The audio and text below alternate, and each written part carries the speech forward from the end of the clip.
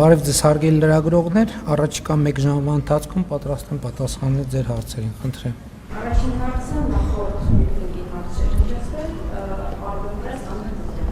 Բարև շնորհակալություն։ Պարոն վարչապետ Ռուբեն Ռուբինյանը նշել էր, որ ազգային ժողովի նախագահի պաշտոնը ստանձնելուց հետո չի կատարելու հատուկ ներկայացուցչի պարտականությունները, հետաքրքիր արդյոք հայտնի է թեկնածու, ով է լինելու, ով է շարունակելու այդ աշխատանքը։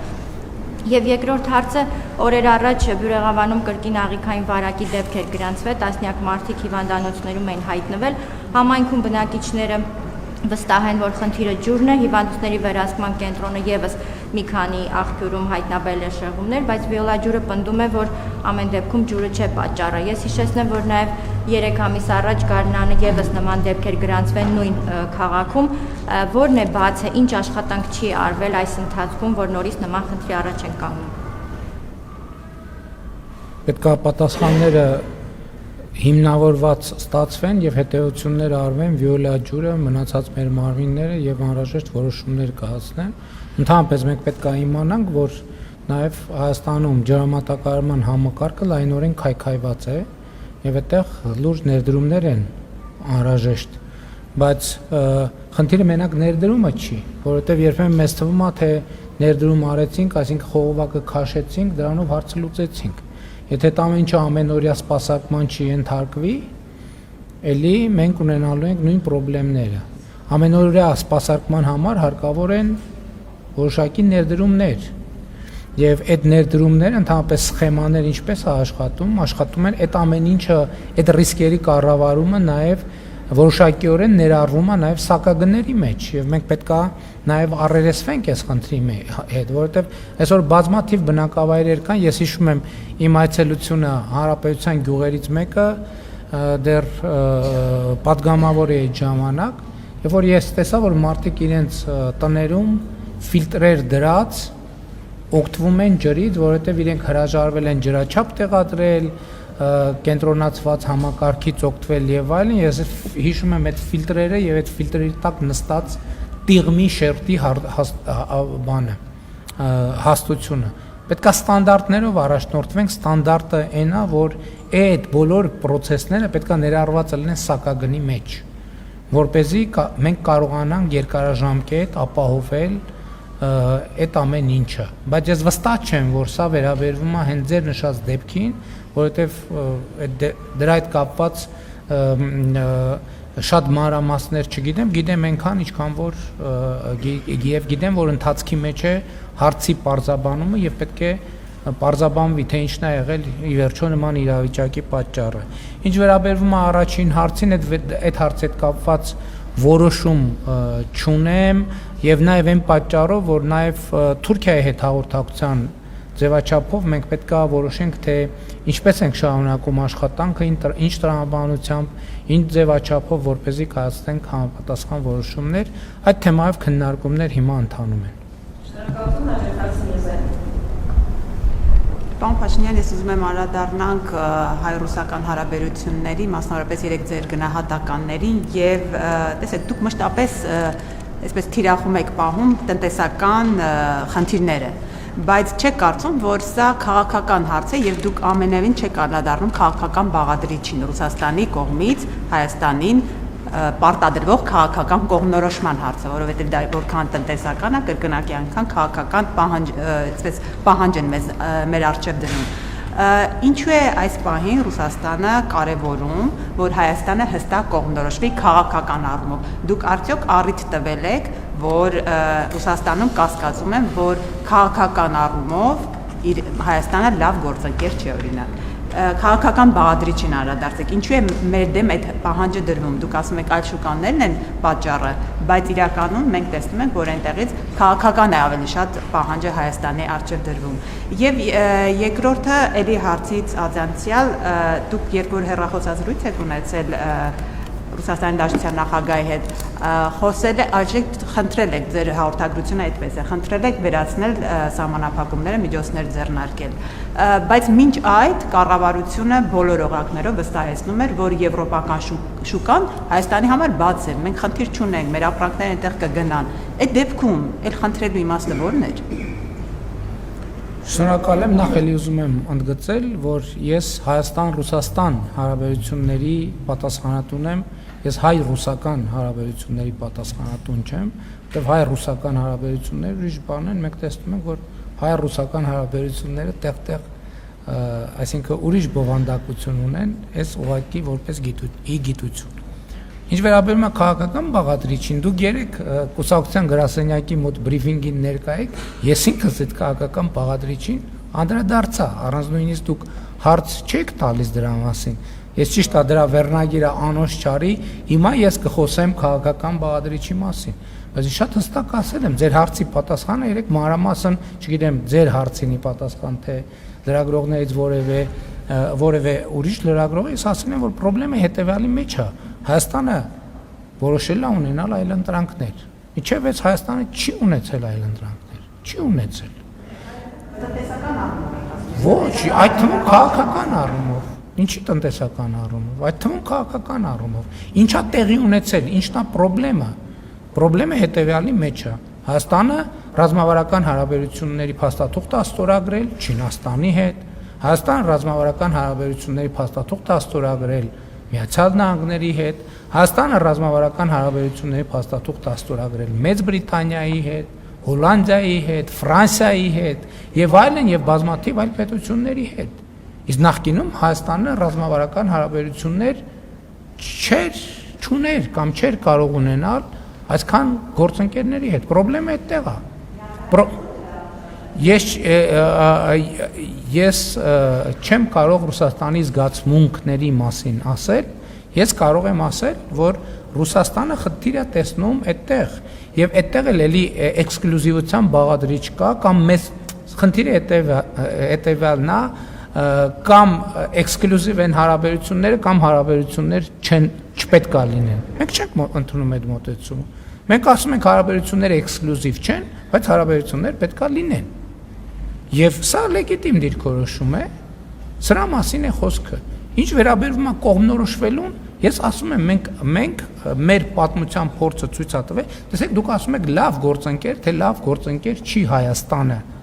Հայաստան 2022 թվին ինչով լավ գործընկեր չէր, որ հավաքական անվտանգության պայմանագրի կազմակերպությունը իր ֆունկցիաները չկատարեց։ Ինչով լավը չէր Հայաստանի Հանրապետությունը։ Ինչ էր արել Հայաստանի Հանրապետությունը։ Ում էր վատություն արել Հայաստանի Հանրապետությունը։ Հայաստանի Հանրապետությունը ինչով էր վատը, ինչ վատ բան էր արել Հայաստանի Հանրապետությունը, որ այդ ամեն ինչը տեղի չունեցավ։ Ինչով էր Հայաստանի Հանրապետությունը վատը, որ Ղարաբաղում ռուս խաղապահները իրենց գործառույթները չկատարեցին։ 2022 թվականի հոկտեմբերի 6-ի մեջ է խնդիրը, բայց դրանից առաջ դեպքեր են եղել։ Ինչով էր վատը Հայաստանի Հանրապետությունը։ Այսինքն ես նորմալ է, որ դուք այդ հարցը տալիս եք, ես հարգանքով եմ վերաբերվում դրան, բայց էլի եմ ասում, իսկ ինչի անընդհատ մեր կանխավարկածը այն, որ մենք ենք պարտադիր ինչ որ վատ գործընկեր։ Կամ Հայաստանի Հանրապետությունը ում էր ինչ արել, որ Բելարուսի նախագահը հայտարարի, որ գիտեք ինչ, դե Հայաստանը ում է պետք։ Ինչն էր վատ արել Հայաստանի վատություններ արել ինչ որ մեկին։ Բելարուսին վատություններ արել Հայաստանի Հանրապետությունը։ Ոնց կարելի է երկրի, ինքնիշխան երկրի մասին այդպես խոսալ։ Հիմա մենք ցույց ենք տալիս, թե ում է պետք Հայաստանի Հանրապետությունը։ Հարգարժան գործընկերը Բելարուսի նախագահը փնտրում եւ չէր գտնում այդ հարցի պատասխանը։ Հիմա մենք ցույց ենք դնում այդ հարցի պատասխանը։ Հայաստանի Հանրապետությունը պետք է Չինաստանին, Միացյալ Նահանգներին, Եվրամիությանը, Իրանի Իսլամական Հանրապետությանը եւ այդ բոլոր գործընկերներն էլ Հայաստանի Հանրապետությանն են պետք։ Մեծ հարգանքով Վրաստանը Հայաստանի Հանրապետությանը շատ պետք է, Հայաստանի Հանրապետությունն է Վրաստանին է պետք, Ֆրանսիային, Գերմանիային, Լեհաստանին, Մեծ Բրիտանիային։ Այս է ամբողջ պատմությունը։ Շուկաներն են շուկաներ։ Որովհետև խնդրել եմ այս տրամաբանությամբ, որ ես չեմ ընդունում, որ կամ հարաբերությունները էքսկլյուզիվ են, կամ էլ չկա հարաբերություն։ Ես խնդրում եմ, եւ որ մեր դիրքավորմանը մոտենան ըմբռնումով եւ հարգանքով, մանավանդ որ գործնականում դրա լեգիտիմությունը կասկածի տակ չի առնվում։ Ասում է, որ այո, դուք իրավունք ունեք ունենալ այլ ընտրանքներ, բայց այսօր որոշեք, թե որ այլ ընտրանքն եք ընտրում։ Ես ասում եմ, այն այլ ընտրանքը դեռ ձևավորված չի, սկսվել այլ ընտրանքը ձևավորելու process-ը, կձևավորվի այլ ընտրանք, հիմա ազնիվ չի լինի, որ մենք մեր ժողովրդի առաջ հարց դնենք, դուք չձևավորված այլ ընտրանքը ուզում եք թե չեք ուզում, որովհետև մեր ժողովուրդը լիքը հարցեր կտա, որոնց պատասխանները մենք այսօր չունենք։ Կգնանք, կաշխատենք այդ հարցերի պատասխանները կձևակերպենք, կվերադառնանք եւ մեր ժողովրդին կհարցնենք։ Ես էլի եմ ասում, ես հարգանքով եմ վերաբերվում, որ Եվրասիական տնտեսական միության 4 երկրների ղեկավարներ մայիսի 29-ին ընդունել են հայտարարություն աջակցելով Եվրամիությանը անդամագրվելու հարցով հարակվե անելու գաղափարը Հայաստանի Հանրապետությունում։ Բայց առարկան դեռևս գոյություն չունի։ Ես շատ հստակ ասել եմ իմ դիրքորոշումը եւ վերահաստատում եմ, որ նման հարցով հանրակրվե անելու համար Հայաստանը պետքա գոնե դիմաց լինի, ել չեմ ասում առավել տրամաբանականը, որ Հայաստանը գոնե անդամության տեխնացուի կարգավիճակ ունենա։ Կամ արդեն այդ հարցը լինի օրակարգում, այդ ժամանակ շատ տրամաբանական կլինի իրականացնել հանրակրվե այդ հարցով եւ անհրաժեշտ կլինի։ Սրա մասին է խոսքը։ Շնորհակալություն, հաջորդ հարցը Սիրիկ։ Պարոն վարչապետ Սամվել Կարապետյանը հայտարարել էր, որ իշխանություններին հեռացնելու իրենց գաղտնի պլանի մի մասն է կազմում, նաև թիմերում իշխանություն վերցնելը, դրան զուգահեռ ուժեղ Հայաստանի ներկայացուցիչները համայնքներում իբրև թե բարեգործություն են անում, գյուղտեխնիկային նվիրում համայնքներին, լոռու մարզում անվճար տրանսպորտ են մտցրել, նաև 5-րդ երեխան ունեցող ընտանիքին բնակարան են հաստատել։ Արդյոք սրանք ընտրակաշառքի դեպքեր չեն ընտրություններից առաջ եւ օրենքով կարգավորման ինչ հնարավորություններ կան։ Մեր պետության պատմությունը ցույց է տվել, որ օլիգարխիական բարեգործությունը ոչ մի լավ բանի չի բերում եւ դրան պետքա նաեւ լինի համապատասխան արձագանք, որովհետեւ եթե կա բարեգործության հարցը, թող բարեգործները չթալանեին ճակերտավոր ժողովրդից, էլի եմ ասում, հոսանքի եւ բանի անազնիվ մրցույթների միջոցով միլիարդներ են տարել ժողովրդից, հիմա եկել են ասում են բարեգործություն։ Մենք չէ, իրանք նշանակում է բավարար չափով հարկված չեն եւ բավարար չափով թալանված միջոցներ դեռ ունեն, որ դա կարողանում են անել։ Պետք է իրանք բերել են վիճակի, որ իրանք դա չկարողանան անել եւ մենք դա անելու ենք։ Ընդ որում թալանվածի տրամաբանությունը եւ թալանի տրամաբանությունը շատ հստակ երևում է։ Էլի եմ ասում են բանակին էս են կարել։ Զորամասերի վրա ավել հոսանքի փող են գրել, հիմա ասում են բանակի համար էս են կարել։ Բանակից հոսանք չգողանայիք։ Չգողանայիք բանակի հոսանքը։ Ասում են երեխեքին բան ենք անում, պայուսակ ենք անցած տարի, չէ՞, սեպտեմբեր։ Դպրոցների վրա ավել հոսանքի փող են գրում, ասում են այդ ավել հոսանքի փողից իրանց գեներացիաց շահույթի 5%-ից բանի դուրս գրած պայուսակներ են առնում, ասում են երեխեքին բարեգործություն են անում։ Այսինքն դա ել չեմ ասում բանը, ես ցնցված եմ։ Հետևյալ, որովհետև լուրերով նայում եմ Արարատ ցեմենտի շուրջ տեղի ունեցող գործընթացները, լուրերով նայում եմ վերևից կադրեր են ցույց տալիս Արարատ ցեմենտ գործարանի։ Դուք տեսել եք այդ կադրերը։ Այդ 21-րդ դարի գործարան, հա։ Դա ավարա ընդամենը թալանի օբյեկտ է։ Դուք տեսել եք այդ կադրերը։ Միլիարդներ են աշխատել, միլիարդներ են տարել։ Ես եմ 2 տարի առաջ, որովհետև ես բանից, դրոնից կադրերը չունեի, այդ գործարանի մոտով անցել եմ,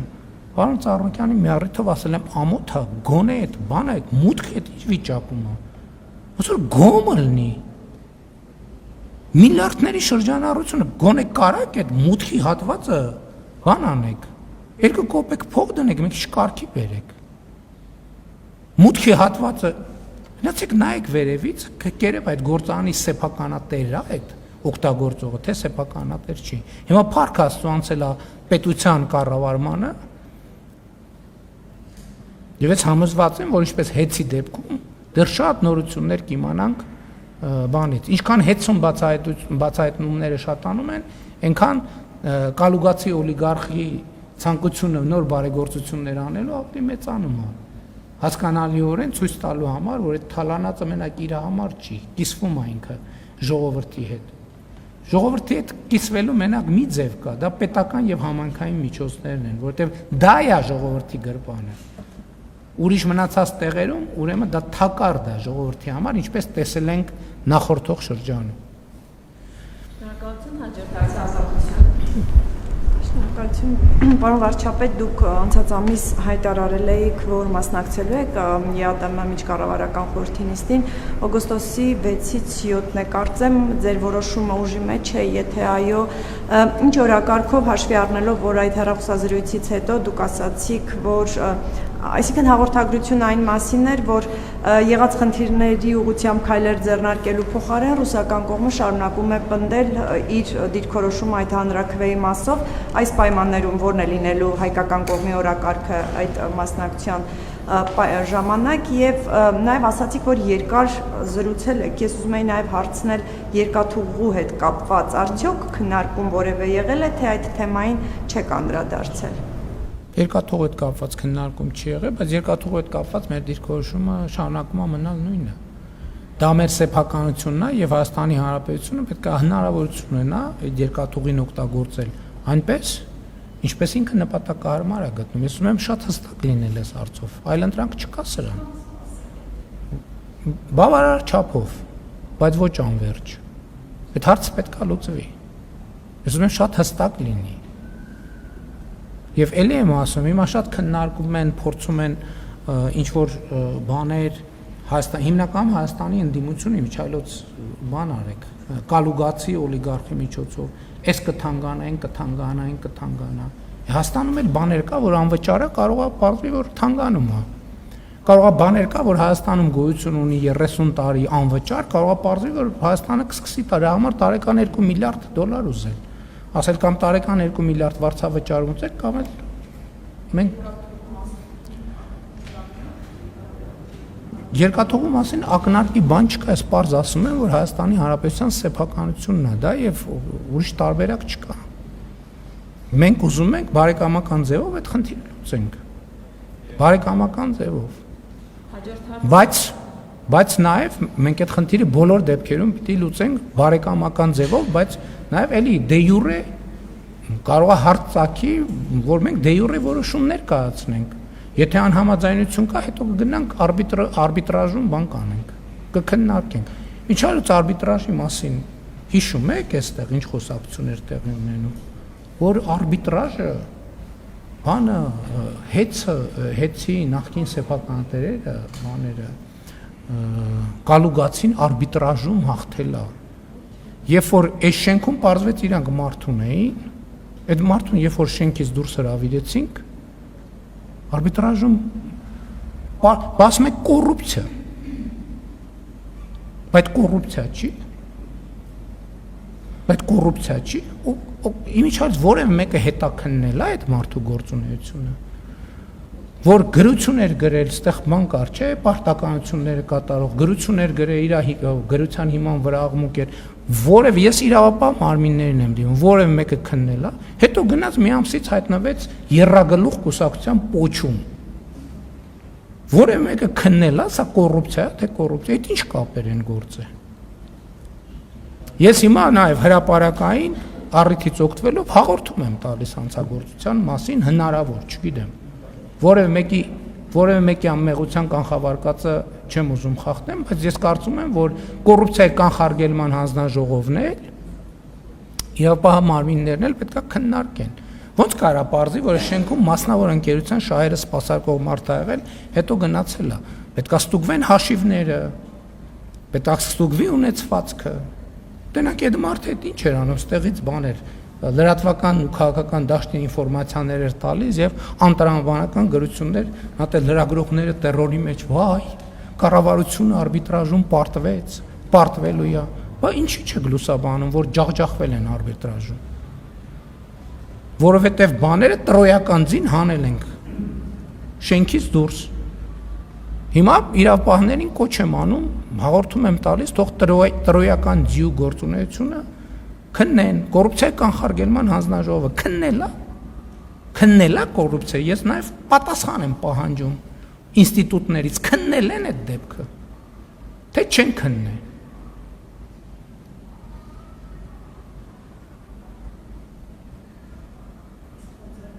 Շնորհակալություն, հաջորդ հարցն է, թե չես որ շահեր է սպասարկել, ոնց է բարձր։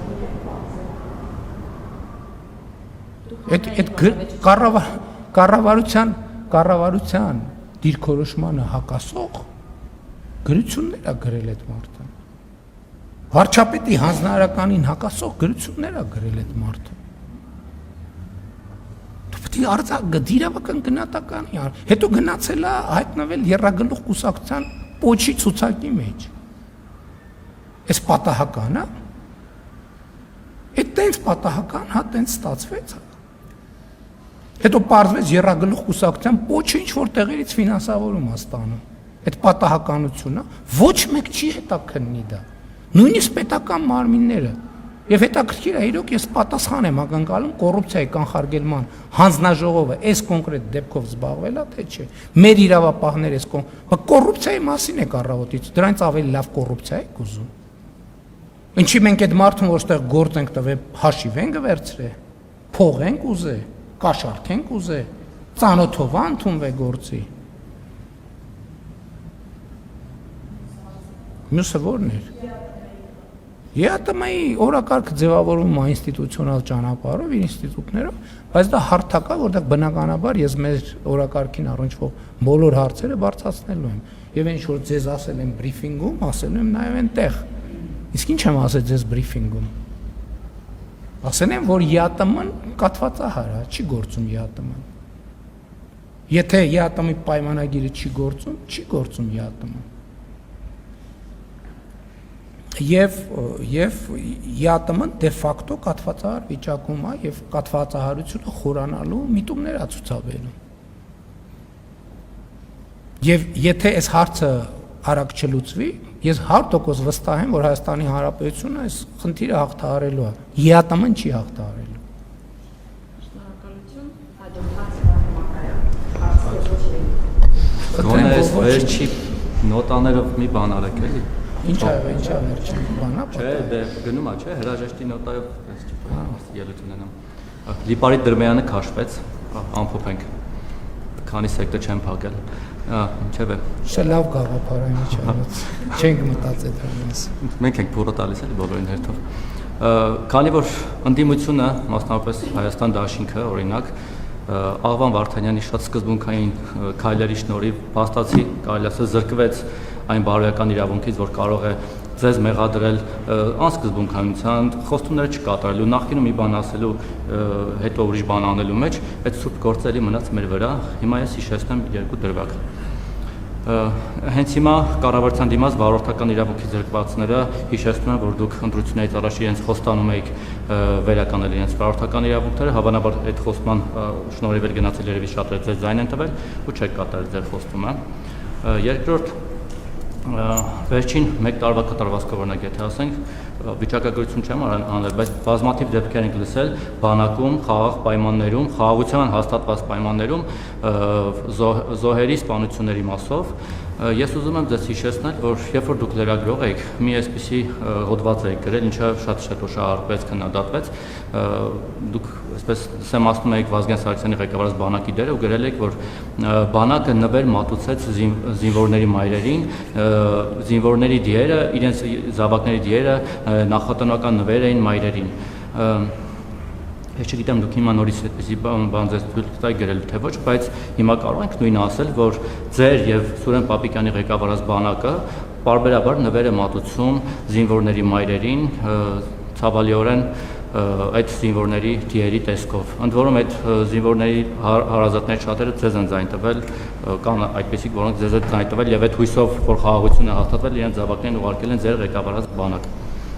Մի բան էլ տնտեսության մասով էլի այստեղ բողոքի ակցիան անում, չգիտեմ, Արարատսեմենտներ, Ծառուկյանի մյուս բիզնեսների աշխատակիցները։ Դուք ասում եք պետականացրինք, բայց հանրային ընկալման մեջ ասում է, որ դուք խլեցիք Սամվել Կարապետյանից հեծը, Գագիկ Ծառուկյանից խլեցիք Արարատսեմենտը, Մուլտիվելնեսը, որտեղ Տիգրան Ավինյանների դեպ պարապում եւ Ահագն Ալեքսանյանը, էլի այլ բիզնեսներ եւ փակեցիք փաստացի 10,000-ից ավել աշխատատեղ։ Հիմա դուք պետության, ժողովրդի ու տնտեսության դեմ եք գործում, թե իրենց օգտին եք գործում։ 10,000-ից ավել մարդ այս պահին մի վարքան էլի Տիկին Բաղդասարյան, 10,000-ից ավել չի թողնում խոսանք։ Դեմոկրատիան Սատիկին Բաղդասարյանը կգնա եւ այստեղ կհաստատենք, հուսանք չենք ասի, միջև չգա հետինը չհիշվի առաջինը։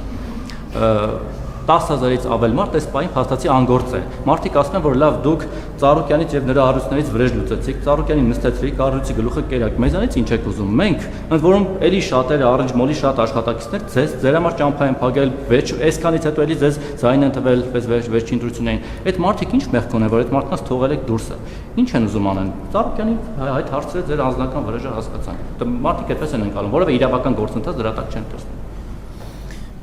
Զինվորների մայրերի մասով այո կարող ենք այդպես ասել, որովհետև փաստը դա է, եւ դա շատ ցավալի փաստ է։ Ցավալի, այո, դա ցավալի իրողություն է, որ մենք ամեն անգամ նման դեպքի հետ պարզա, որ շատ ծանր ապրումներ ենք ունենում, բայց փաստը դա է, բայց ես ուզում եմ ձեզ բազմաթիվ այլ օրինակներ բերեմ, ոչ թե արդարացնելու համար, այլ երեք էլ ասացի, մենք խնդիրները պետք է հասկանանք խորությամբ։ Մենք դեպքեր ունենք, երբ որ մարդիկ ժամանակին պատերազմից խուսափել են, պատերազմից խուսափելու համար բանակ չեն գնացել այլ ճանապարհներով, տարբեր մեթոդներով, հետո իրենց բակում սպանվել են։ Մի քրեական բանի ժամանակ, քրեական միջադեպի ժամանակ։ Այսինքն խնդիրները խորքային են, խնդիրն է նա, որ մենք պետք է հասկանանք, այսօր քննարկում ենք օրինակ կառավարության նիստում, կարա կապը ձեզ այդքան տրամաբանական չթվա, բայց ընդհանրապես քրեական ենթամշակույթի դեմ պայքարը, ընդհանրապես գիտեք, մեր բանակում ինչ են զինվորները ինքնասպանություն գործում։ Երեք հիմնական պատճառ կա։ Պատճառներից մեկը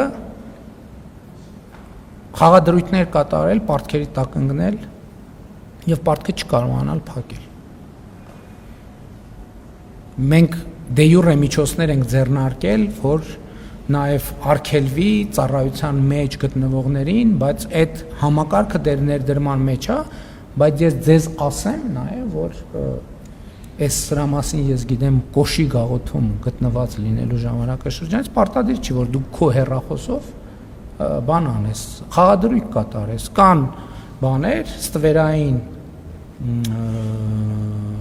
դիլերներ, որոնք հեռախոսով խոսքի վրա խաղադրույքներ կատարում են, հետո բան են անում։ Այսինքն նույնիսկ եթե հեռախոս չլինի, խաղադրույքը հետո եթե հաղթել ես, քո հաղթածը տալիս են, բայց եթե պարտվել ես, հազար ներողություն այդ բառի համար, ստանում են բոլոր հնարավոր միջոցներով։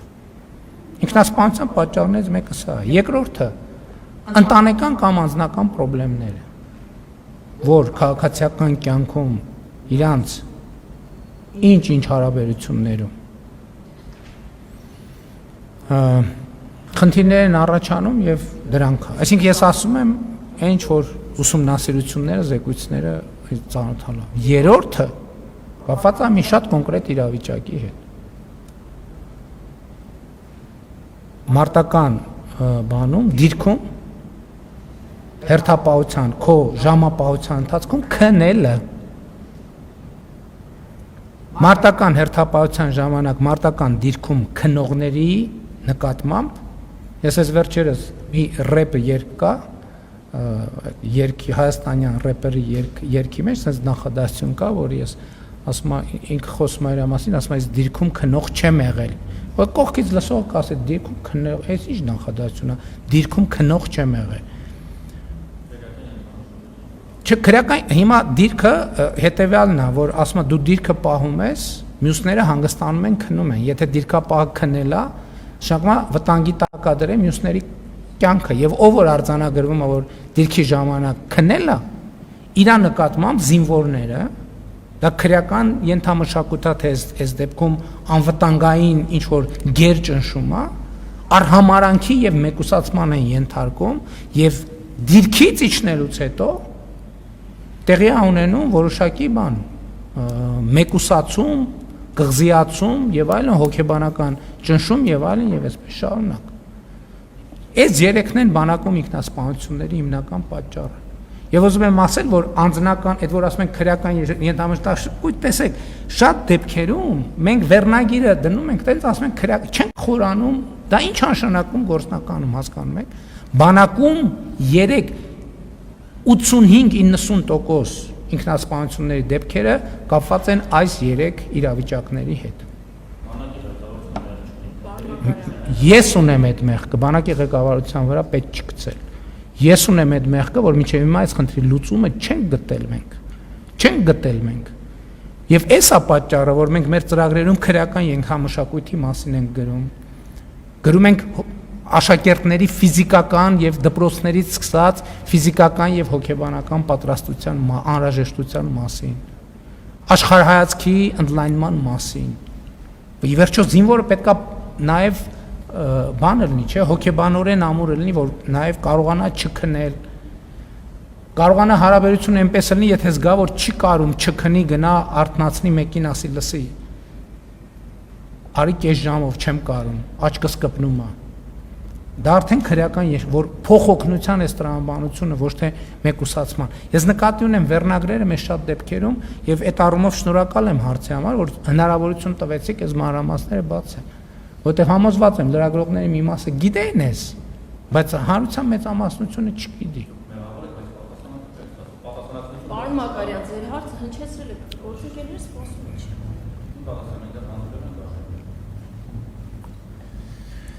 Վարորդական իրավունքների մասով process-ը գնում է, այդտեղ մենակ մի խնդիր կա։ Նրանք, ովքեր վարորդական իրավունքից զրկվել են դատական ակտով, դատարանի օրինական ուժի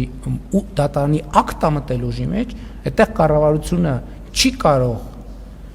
դատական ակտը վերազանցել։ Մնացածը ստանում են, ես արձագանքներ եմ ստանում, մարդիկ իրենց վարորդականները ստացել են, ովքեր չեն ստացել, ինչ որ սպეციფიկ դեպք կա, բայց իմ կռահմամբ մեծ մասը կապված է նրա հետ, որ իրանք ոչ թե բալերի նվազմամբ են ստացել, այլ բանի, այլ դատարանի օրինական ուժի մեջ մտած վճռով, եւ այդ մարդիկ էլ այն ժամանակ, երբ որ մենք խոսում էինք, ասում են այո, որոշ կատեգորիաների մենք հասկանում ենք, որ չի լինի, հələ ուրիշ մենք ես իմ խոստումը ամբողջությամբ կատարված է եւ հիմա ընթացքի մեջ է։ Մի ամիս առաջ ենք, բայց դա չի նշանակում, որ բոլորը պետքա հետ ստանային, բացի նրանցից եւ հա, ժամկետի խնդիրը կա, դա 2020-ից կարծեմ հետոյի մասին է։ Մենք 2013 թվին չենք անդրադառնում, մեկը զրկված է եղել 2013 կամ 14 կամ 17 թվին եւ չենք կարող ուղղակի դե յուրե դատարանի եւ դա մենք կառավարության որոշումներ ընդունելիս այդ մասին ասել ենք, ամեն ինչ պարզ է, ազնիվ ինչ որ խոստացել ենք արվում է։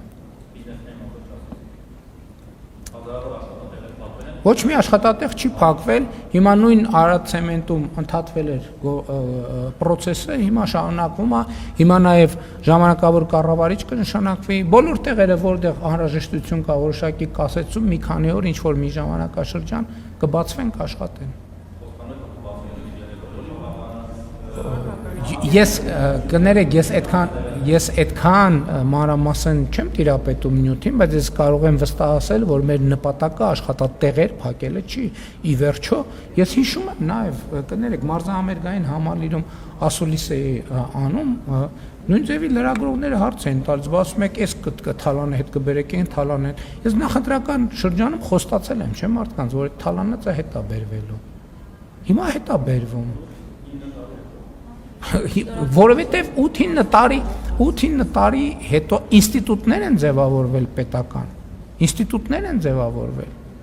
եւ process-ներ են գնացել, իմիջ այլոց, որ ասում են ընտրություններից հետո, այս բոլոր գործերը, որոնք քննվում են, դրանք ապօրինի գույքի բռնագանձման հետ կապված գործերը, վարույթները սկսվել են 2 տարի առաջ։ Եվ 2 տարի ոչ թե ձգձգվել է, ինքը համադրական դատարանի որոշում ա եղել այդ ընթացքում, իրավագիտական պրակտիկայի հաստատում ա եղել այդ ընթացքում, ոչ մի բան ոչ արագացվել է, ոչ էլ դանդաղացվել է կիրառման իմաստով։ Ես համաձայն եմ, ես ինքս էլ արտահայտվել եմ, որ ինստիտուտների ստեղծումը գուցե ավելի դանդաղ ա եղել, քան կարելի էր անել։ Շնորհակալություն, հաջորդ Շնորհակալություն, պարոն վարչապետ, շարունակելով երկաթուղու թեման, տեսեք կառավարությունը մրցույթ է հայտարարել մասնավորապես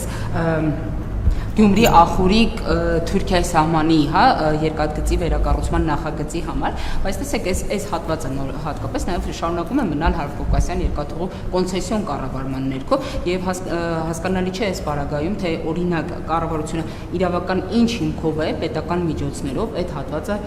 վերականգնելու, օրինակ կամ վերակառուցելու աշխատանքներ իրականացնելու եւ բացի դրանից խնդրում եմ, քանի որ քիչ առաջ էլ գործընկերոջս հարցինի պատասխան դուք նշեցիք, որ կառավարությունը Հայաստանի սեփականությունը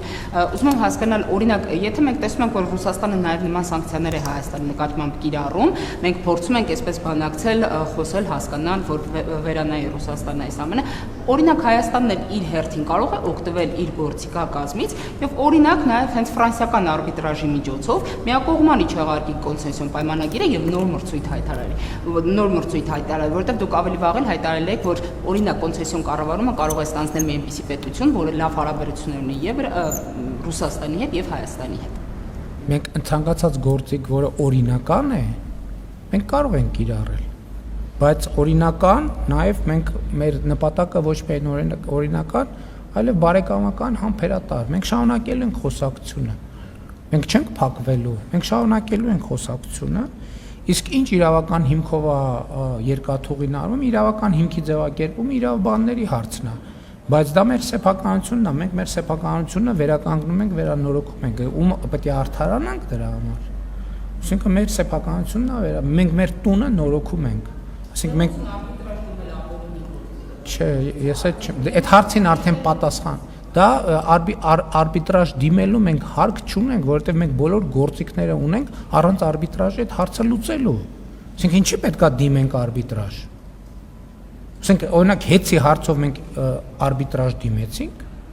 չդիմեցինք, ինչի չդիմեցինք, որտեղ մենք ինչի դիմենք արբիտրաժ, եթե մենք գործիքը ունենք որոշում կայացնելու։ Հետո եթե որևէ մեկը համաձայն չի, ինքը պետքա դիմի արբիտրաժ։ Այսինքն մենք արբիտրաժ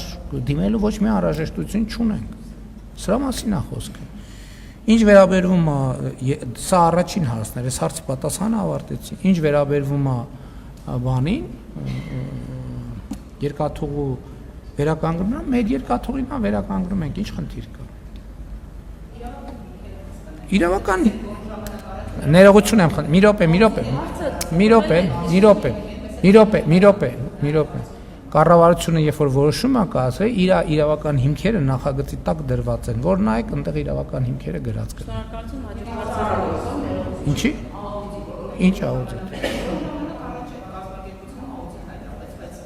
Որ կազմակերպություն։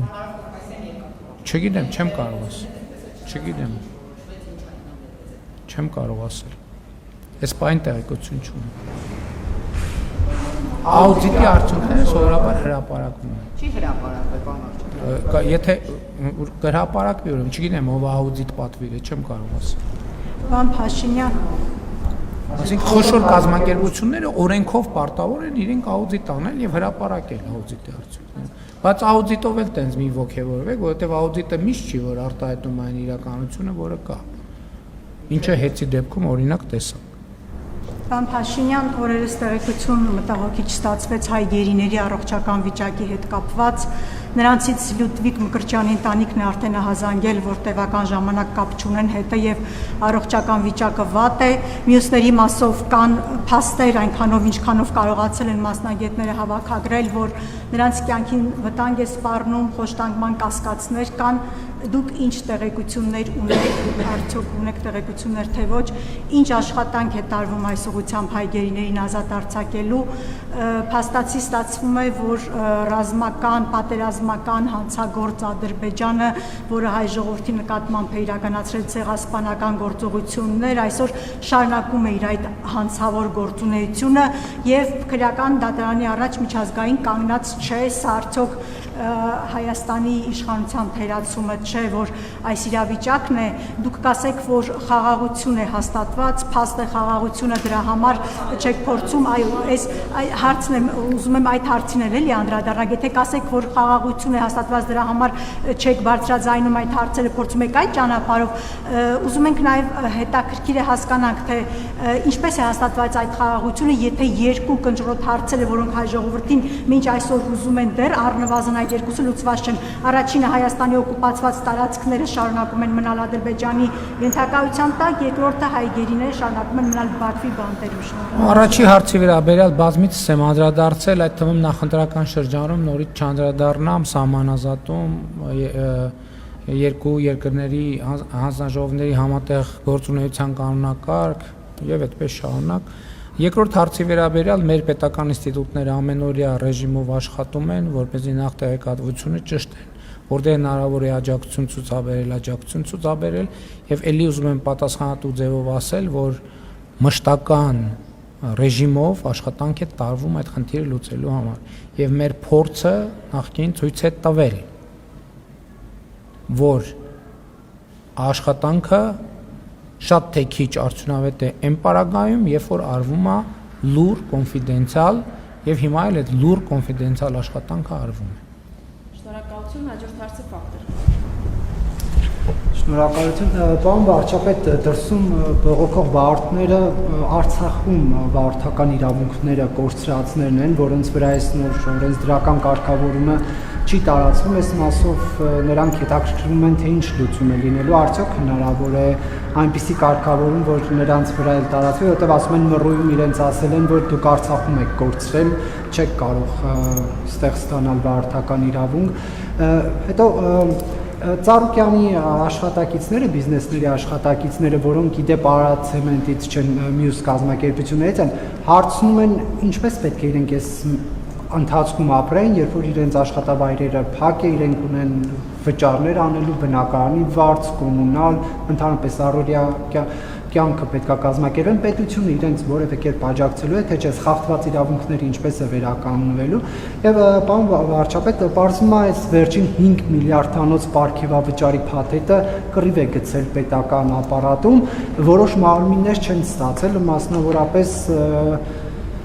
հանրային ծառայությունները կարգավորող հանձնաժողովում օրինակ խոսակցություններ կան, ինչ են իրենք այդ չալաղաչ կտորից չեն օգտվել, ՏՄՊՊՀ համարձակության պաշտպանության հանձնաժողովը այս բաժանումները ինչպես են եղել, որ պետական որոշ կառույցներ դուրս են մնացել։ Ոչ թե դուրս են մնացել, են կառավարության համակարգի մարմիններ չեն, անկախ մարմիններ են եւ առաջիկայում օրենսդրական փոփոխություններ կլինեն, որ այդ համակարգը կտարածվի բոլորի վրա։ Եվ ինչ այլոց ուզում եմ էլի ասեմ, որ նախորդիվ էլ ասել եմ, հենց այդ համակարգն է, որ մենք հնարավորություն կունենանք, առաջիկայում դուք դա կտեսնեք, կառավարության ձևավորման գործընթացում բարձր որակավորում ունեցող ավելի շատ մասնագետների ներգրավել կառավարման համակարգ։ Ինչ վերաբերվում է ձեր նշած հիմնարկների աշխատողներին, ենթադրում եմ, որ իրենք ինչ որ գրություն փոխանցած կլինեն կառավարությանը եւ մենք այդ բովանդակությունը կուսումնասիրենք եւ կարձագանքենք։ Ես էլի արդեն ասացի, որ մեր նպատակը չի ինչ որ մեկին աշխատանքից զրկելը, մեր նպատակը շատ լավ, բայց հիմա ես կներեք մյուս հիմնարկների դեպքերը չգիտեմ, բայց ես Արարատցեմենտինը, քանի որ սկզբից շատ աղմուկ եղավ, որ այո, մի քանի օր կանգնեցին, հետո սկսեցին աշխատել։ Հիմա ենթադրում եմ մյուս տեղերում էլ այդ նույն խնդիրը կարող է լինել, կարող է դեպքեր լինել, որ այդպես չստացվի, որովհետև ասենք օրինակ ինչ որ մի բանի խաղատան լիցենզիայի զրկում է տեղի ունեցել կամ եւ այլն։ Նկատի ունեմ մեր նպատակը չի կնայենք եւ իհարկե մարդկանց քաղաքացիներին կտեսնենք ինչն է խնդիրը եւ որտեղ կարող ենք լուծել։ Հիմա վարորդական իրավունքների հետ կապված ձեզնից առաջ մի քիչ այլ հարց տվեցին, հիմա բարձվում է մի քիչ նոր թեմա է դա, որը պետքա լրացուցիչ ուսումնասիրենք։ Ճիշտն ասած, ես չգիտեմ, հիմա պատրաստ չեմ, որովհետև այդտեղ պետքա նայել մի հարց ուղղակի, կարող եմ այսպես ասել, պետքա նայել հիմքերը պահպանված են, թե պահպանված չեն եւ ըստ այդմ որևէ ձևով կարձագանքենք, որովհետև նախորդիվ հարցը այնպես էր, որ այն հատվածը վարորդների ում հետ մենք պայմանավորվել ենք, այդ պայմանավորվածությունը չի կատարվում, բայց դա իհարկե կատարվում է եւ դատարանների հետ կապված էլ այդպիսի պայմանավորվածություն չի եղել։ Հիմա ձեր ասածը նոր թեմա է, որին կծանոթանանք եւ կտեսնենք ինչ է հնարավոր անել։ Շնորհակալություն, հաջորդը իրավաբանություն։ Շնորհակալություն։ Պարոն վարչապետ, հակակոռուպցիոն պայքարի շրջանակներում ենթադրյալ կոռուպցիոն հանցագործությունների եւ ապօրինի ծագում ունեցող գույքի հետ կապված հանրային հնչեղություն ունեցող վարույթներով Ներկայումս միլիարդավոր դրամներ, անշարժ գույքեր, ընկերությունների բաժնեմասեր եւ այլ ակտիվներ պետության կողմից արգելանքի տակ են կամ բռնագանձվում են։ Գործող հակակոռուպցիոն ռազմավարության միջոցառումների ծրագրով կառավարությունը պարտավորվել է կատարելագործել այդ գույքի կառավարման կառուցակարգերը միջազգային լավագույն փորձի հիման վրա։ Այդպիսի մի փորձի օրինակ բերեմ Իտալիան, որտեղ առանձին համակարգ է գործում ոչ միայն վերջնական բռնագանձված, այլև դեռևս արգելադրված ակտիվների արդյունավետ կառավարման համար։ Ընդ որում իտալական մոդելում այդ գույքի եւ ֆոնդերի մի մասը սոցիալական օգտակարության ծրագրերով ու հստակ տոկոսային հարաբերակցությամբ կարող են տրամադրվել հասարակական կազմակերպություններին կամ օգտագործվել պետության կողմից։ Հարցը հետեւյալն է. Արդյոք ակտիվների կառավարման այս նոր կառուցակարգերն այսօր ընդունված են եւ գործում են եւ որ մարմինը իրականացնում դրանց կառավարումը, իսկ որ մարմինը աուդիտը։ Ինչպես նաեւ ամենակարևորը, արդյոք կառավարությունը դիտարկել է Իտալիայի կամ այլ երկրների համանման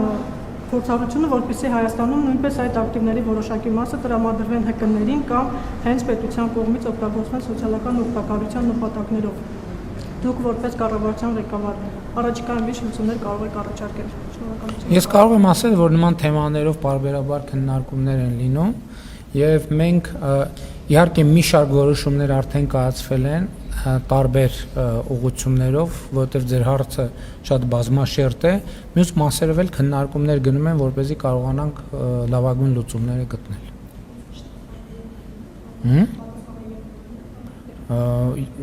Չեմ կարող ասել, այսինքն քննարկումները ինչ որ մասերով արդեն որոշումներ կայացվել են, մասնավորապես արգելադրումից հանելու այդ օպերատիվությունը թվայնացում եւ այլն, այսինքն այդ թեման նկատի ունեմ մեր օրակարգում, ընդ որ մեր օրակարգումը նաեւ արդեն իսկ պետության սեփականությանը անցած գույքերը հնարավորինս պրո-սոցիալական նախագծերի համար օգտագործելու հարցը եւ ինչ որ հարցերով արդեն մենք ըմբռնում ունենք եւ ինչ որ հարցերով էլ առաջիկայում որոշումներ կկայացնենք։ Ինքը նոր բան է, պարզ բան չի, նկատի ունեմ պետք է 7 չափել, 1 կտրել։ Շնորհակալություն, խնդրում եմ հագիր բոլորի հարցերը հասցնել, հաջորդած Բարդես, իմ հարցը վերաբերում է Իրանին։ Հայաստանը պահպանում է լավ հարաբերություններ թե Իրանի, թե Միացյալ Նահանգների հետ։ Ձեր կարծիքով կարող է արդյոք Հայաստանը առանց ստանձնել միջնորդի դեր եւ նպաստել Թեհրանի եւ Վաշինգտոնի միջև լարվածության նվազեցմանը։ Բացի այդ, իրանական կողմը բազմիցս հայտարարել է, որ թրիփ նախագիծը դիտարկում է որպես իր անվտանգության համար հնարավոր սպառնալիք եւ նույնիսկ առաջարկել է ստեղծել հատուկ մեխանիզմ այդ հարցերը քննարկելու նպատակով։ Արդյոք այս հարցը քննարկվում է Թեհրանի հետ եւ երբ է նախատեսվում ձեր այցը Իրան, որի շրջանակում սպասվում է Հայաստանի եւ Իրանի միջև ռազմավարական համագործակցության համաձայնագրի ստորագրումը։ Շնորհակալություն։ Շնորհակալ եմ։ Հայաստանը համեստ փոքր պետություն է եւ մենք նման ամբիցիոզ հայտարարություններ եւ մտադրություններ չենք կարող ունենալ, որտեւ խոշոր երկրների հարաբերությունների պարզաբանման մեջ մտնելու մասին մտածելը արդեն իսկ այդքան էլ լավ չէ, ճիշտ չէ։ Ինչ վերաբերում է ձեր երկրորդ հարցին տրիփ նախագծի վերաբերյալ, այդ թվում Իրանի Իսլամական Հանրապետություն կատարած վերջին այցի ընթացքում դրանից առաջ է, ես շատ հստակ ասել եմ, որ մենք բաց ենք թափանցիկ ենք եւ պատրաստ ենք տալ բոլոր հուզող հարցերի պատասխանները, որպեսզի բոլոր մտավախությունները վերանան, որովհետև թրիփը տնտեսական ենթակառուցվածքային այո շատ խոշոր, շատ կարևոր նախագիծ է եւ դա միայն օգուտ է բերելու տարածաշրջանին, այդ թվում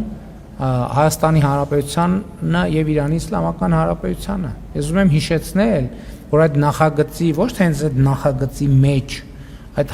նախագծի իրականացման արդյունքում բացվելու է նաեւ Պարսից ծոց, Սև ծով հաղորդակցությունը երկաթուղային Իրանի Իսլամական Հանրապետության, Ադրբեջանի, Նախճեվանի, Հայաստանի Հանրապետության եւ Վրաստանի տարածքով։ Եվ սա այն ուղղություններից մեկն է, որը իջիկ է դարձնում այն քննադատությունները, թե այս նախագծի իրականացումը տարածաշրջանի որևէ երկրի դուրս է թողում։ Ընդհակառակը Սա ներգրավող նախագիծ է եւ իհարկե դրան խանգարող հանգամանք կարող է լինել տարածաշրջանային անկայունությունը։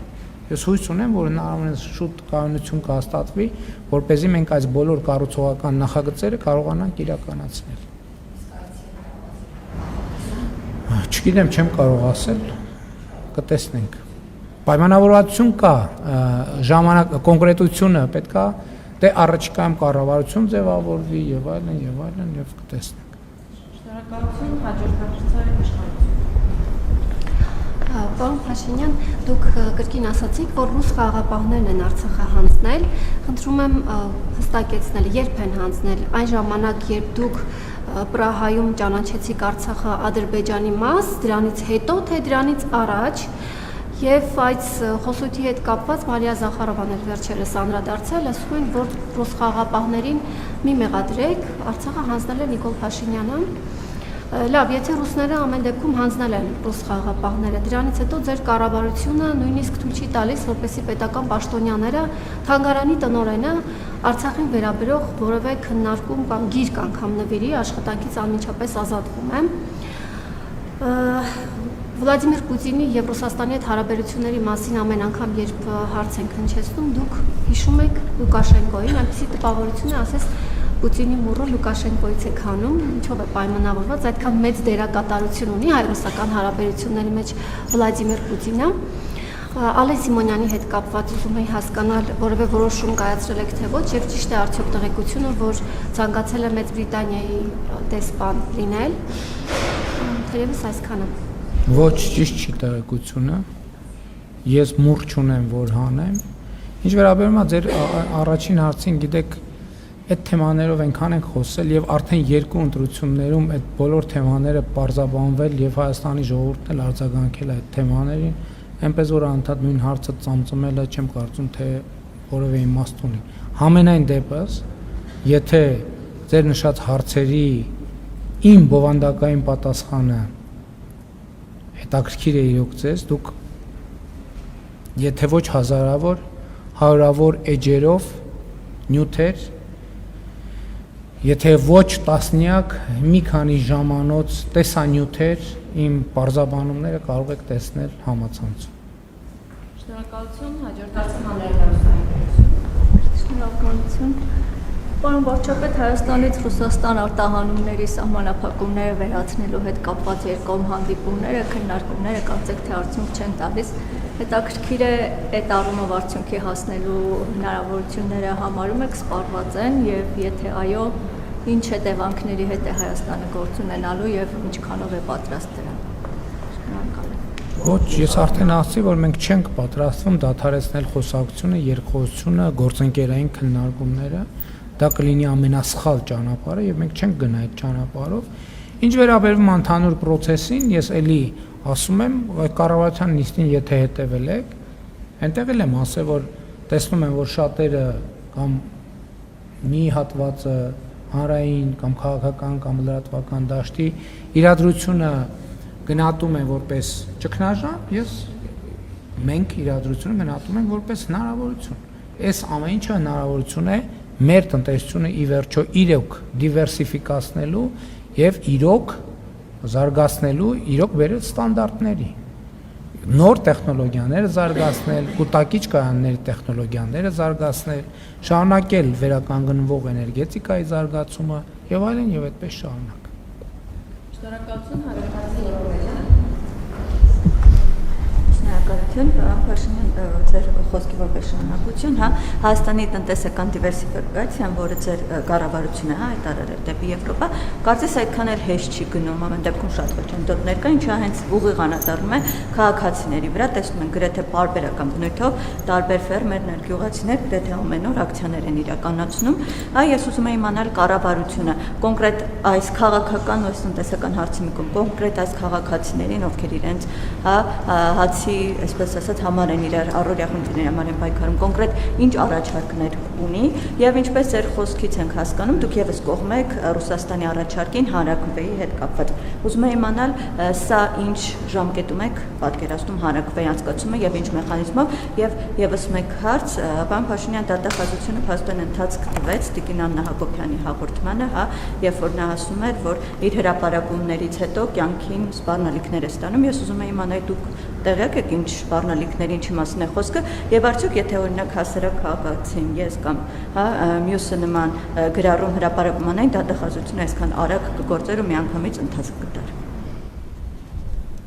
Կարծում եմ իրավապահները հանցագործության դեպք պարունակող ցանկացած դեպքի պարտավոր են արձագանքել եւ արձագանքում են, այդտեղ իհարկե պետք չի ժխտել, կախված է նաեւ հայտարարությունների տեսանելիությունից, որովհետեւ հնարավոր է ինչ-որ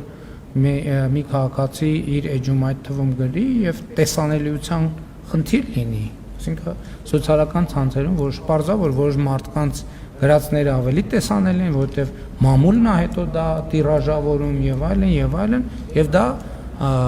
դառնում է ավելի տեսանելի եւ արձագանքնել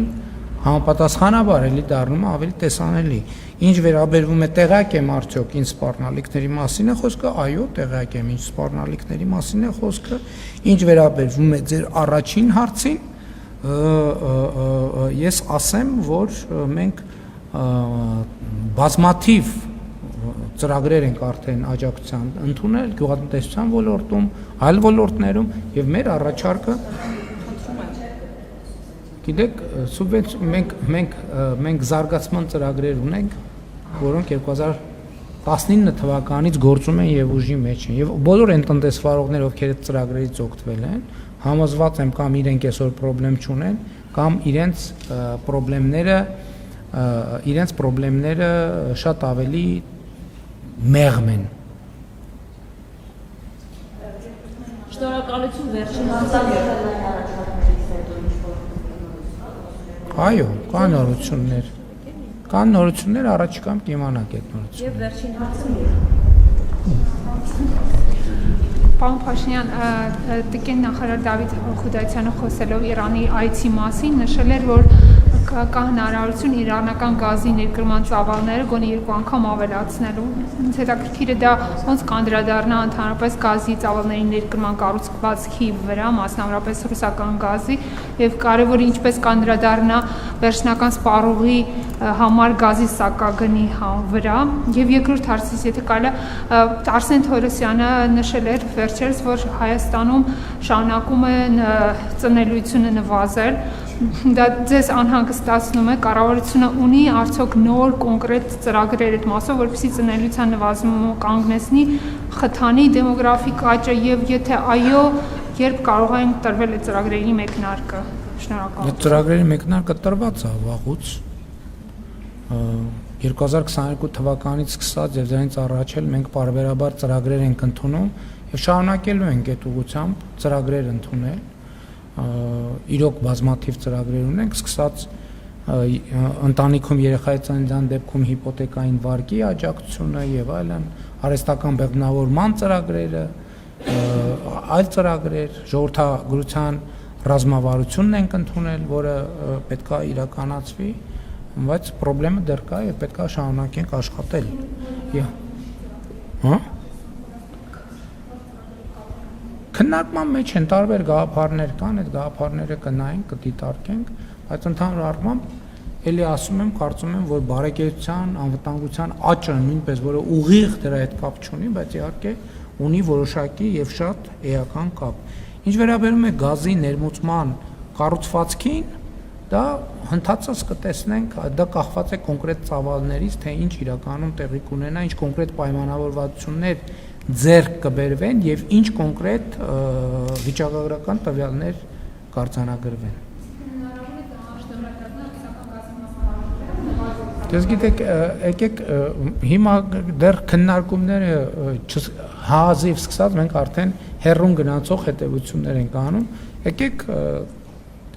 տեսանելի միջակայքում խոսենք, երբ որ կլինեն ավելի շոշափելի տվյալներ, իրար հետ կկիսենք, կքննարկենք։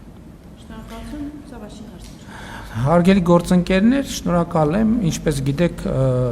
Տիկին Բաղդասարյանը դադարեցնում է վարչապետի մամուլի խոսնակի դերում իր պաշտոնավարումը, ես ուզում եմ նրան շնորհակալություն հայտնել եւ առիթից ուզում եմ օգտվել եւ տեղեկացնել, որ վարչապետի մամուլի քարտուղարի պաշտոնում կնշանակվի Մելանիա Հարությունյանը, համեցեք Տիկին Հարությունյան, եւ հույս ունեմ կհաջողվի համագործակցել եւ իհարկե մեր այս քննարկումների ձևաչափը